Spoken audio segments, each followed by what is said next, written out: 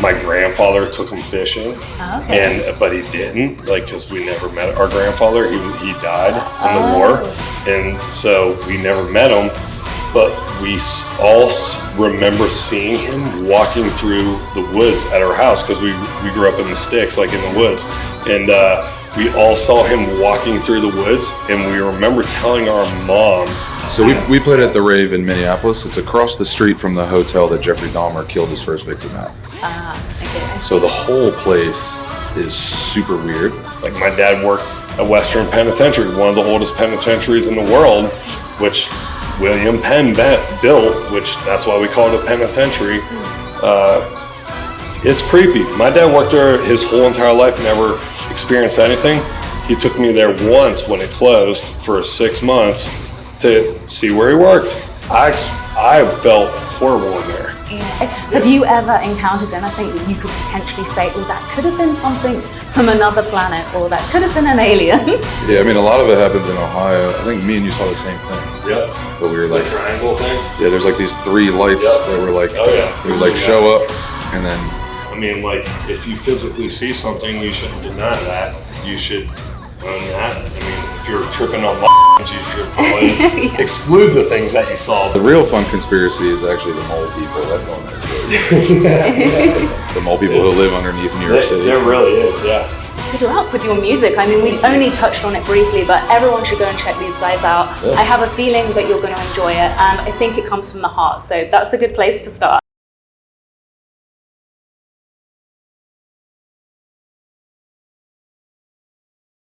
So I'm joined by Lakeview, and you've already played the stage. You were just telling me. How was the Wacken crowd?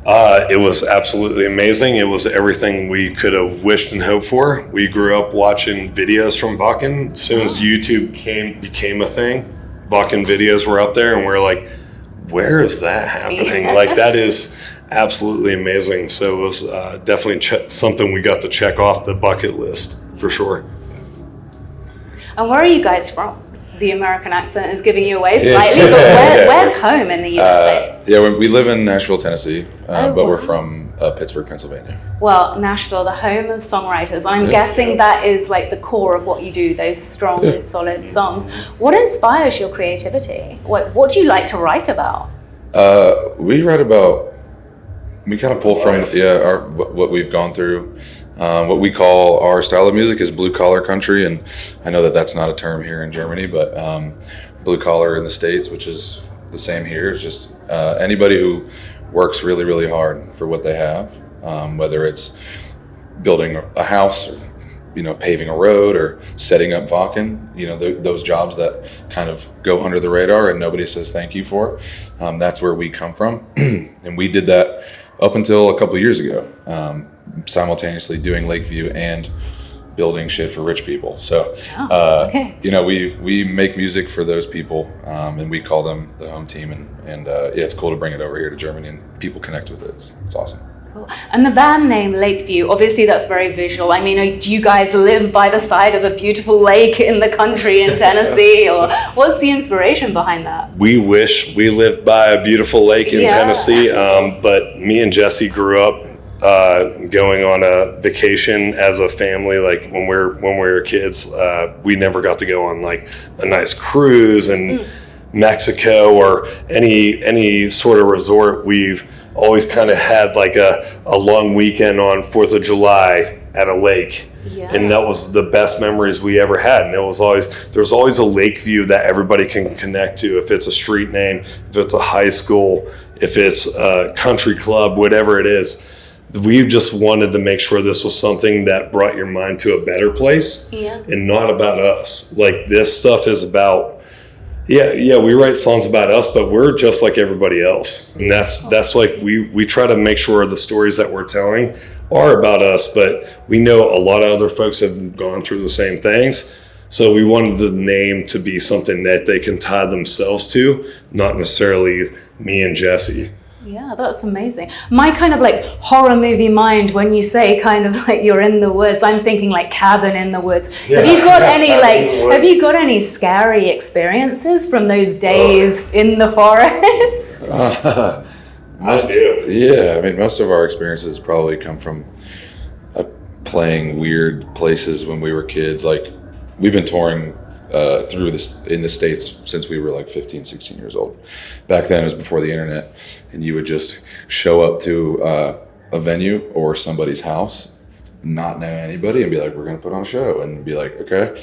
And then at the end of the show, you'd be like, from stage, we're like, hey, I need somewhere to stay tonight. Wow. So then you would just go stay at a stranger's house. Yeah. And we've had so many weird experiences of like going to somebody's house and sleeping on their tile floor, and them waking you up at 4 a.m. and being like, my grandma doesn't know that you're here. You guys all have to leave. And you're like, what the fuck? Yeah. So stayed at a few sketchy apartments and things. Yeah, I mean, we've had some pretty weird experiences for sure. I mean, it sounds like you've traveled around a lot and had these encounters. I have like a terrifying travel column, so that's why I was asking, like, have you ever been anywhere like really weird or haunted or strange, or somewhere where you'd never want to go back? Have you ever had that encounter where you're lying in bed?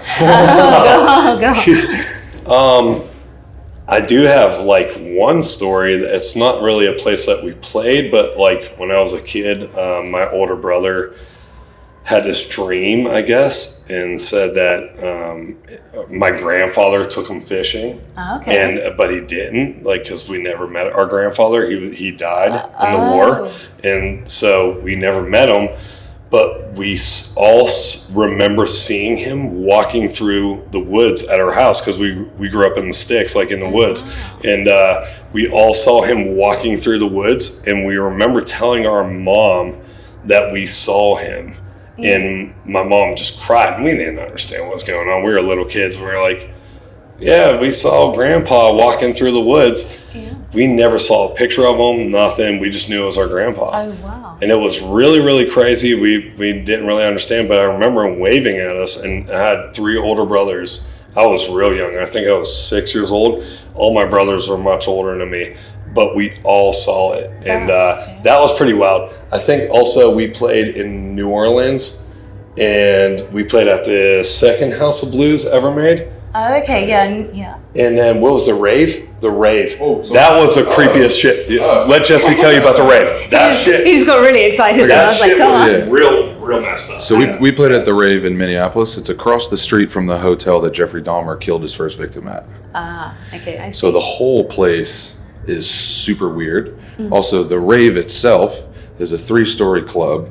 So the top floor is this massive venue, and then there's a little venue, and then there's a smaller venue. The whole thing used to be like a men's club. Mm-hmm. So it was where like high profile, like presidents, CEOs back in the early 1900s would go, and they would spend time, they would smoke cigars, they would work out and all that stuff. But there's like the creepiest like artwork on the walls. There's all these stories about people just dying there. The pool downstairs is like the shit. The pool downstairs, they had to drain because like a bunch of people drowned in it. I mean, it's just super, super, super crazy. The Mac Miller thing was real crazy. Yeah.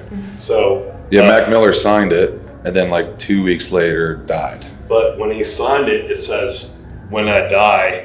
What does it say? It was like "Bury me at the rave" or something. Yeah, "Bury me at the rave when I die," and then 2 weeks later he died. Yeah, pretty well. It's like an iconic thing, and when you go down there, you feel something that's not right. And I'm saying, like, I'm really connected with like that kind of stuff, but like even people I know who are not are like, yo, I don't fuck around down there. I didn't know I can go down there. It's kind of weird, isn't it, how that sort of energy can collect in one place. Like I've been over to the States a few times and just gone into these really scary, like Nevada State Penitentiary is one of them. And that is like notorious for ghost stories. They have like a paranormal team and they send people in there. And that energy and like multiple people going in there that don't necessarily believe anything, just feeling super weird and feeling like dizzy and like strange phenomena. And it's like, there has to be more to it than this. Yeah, for sure. But absolutely. I feel like America as well is, I mean, my interpretation when I went over there, and I speak to so many people, everyone has some sort of ghost story. Whereas over here, they're like, no. No. So I mean, why do you think that is? Are you just more advanced, or is there more of a culture for that kind of thing? Definitely not more advanced. I think we might have more time on our hands to think about other things, and you get more interested in the extracurriculars in life when you're not super focused on just like feeding your family and surviving. You know, we have it pretty good over there, so I think you just have more time to experience things. You know, I think you just do.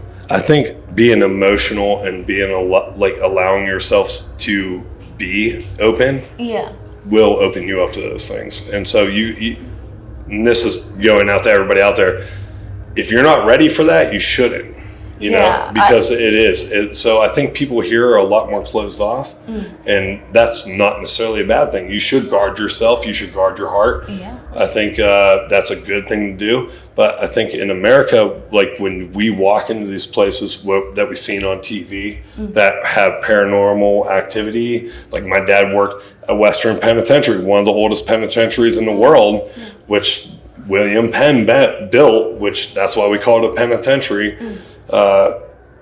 It's creepy. My dad worked there his whole entire life, never experienced anything. He took me there once when it closed for 6 months to see where he worked.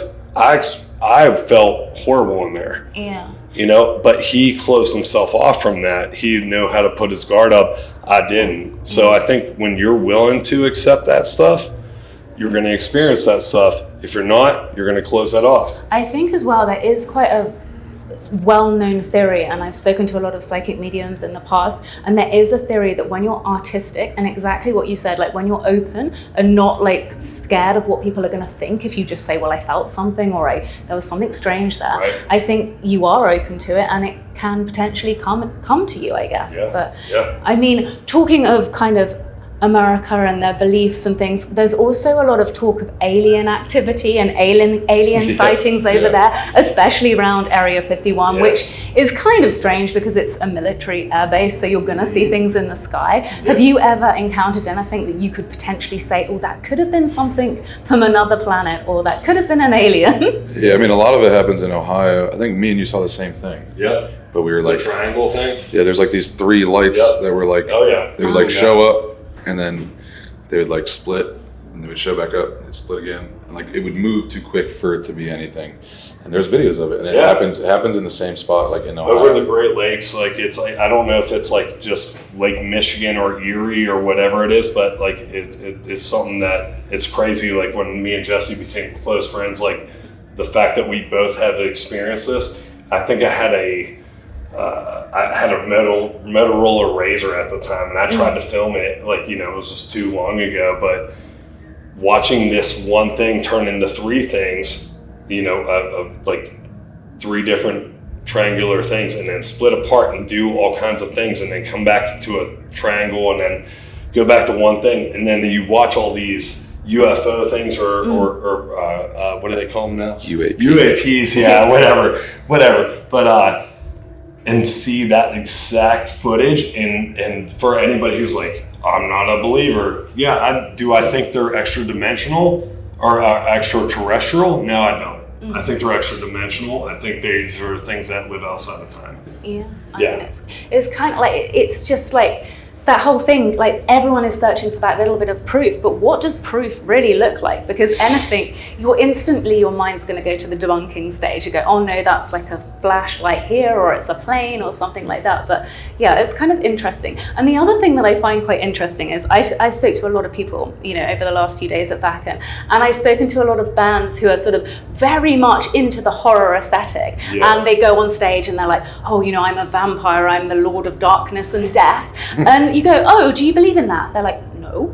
And then I talk to you, and you're like 2 country guys who don't present that aesthetic, and you're telling me actually real stories of things that you've kind of connected with in that genre. So it's kind of funny, isn't it, how people use it for inspiration but don't necessarily believe in it, and that seems a little strange, but right. Yeah, it's interesting.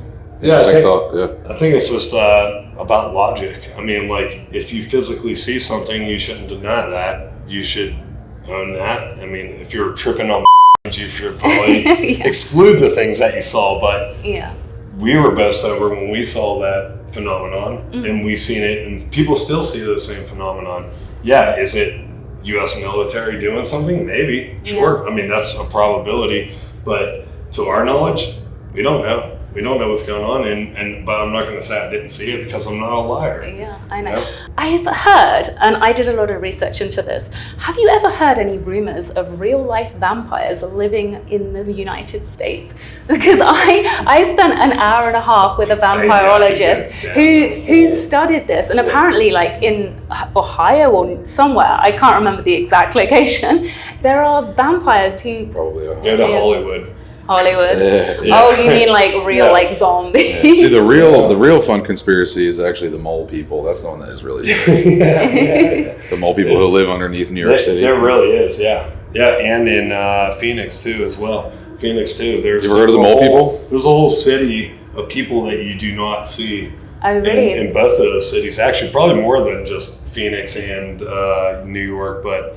Yeah, there's a whole civilization of folks that you do not see. When you say you don't see, they live underground or they live off the grid? Like they live underground off the grid, yeah. Oh, wow. That's the theory. The only place I experienced that is Slab City, but obviously they're visible and they kind of publicize their lifestyle and people go and visit them like they're some sort of tourist attraction.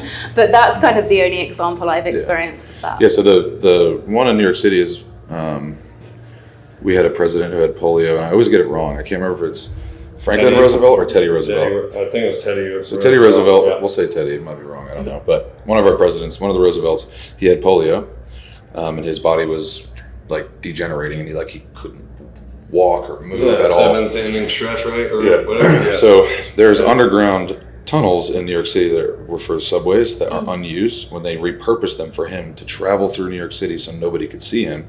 So they couldn't really tell that he was like basically dying in front of their eyes. So they say those tunnels are what the mole people live in. Oh, wow. So look it up. Yeah, look it up. Or fucking go crazy. and explore if you dare. Crazy, yeah. That's not a suggestion. Don't go and explore. But thank you guys. You've been absolutely great sports, and it was lovely to talk to you. And good luck with your music. I mean, we only touched on it briefly, but everyone should go and check these guys out. I have a feeling that you're going to enjoy it, and I think it comes from the heart. So that's a good place to start. Thank you so much. Thank you. Lovely to meet you.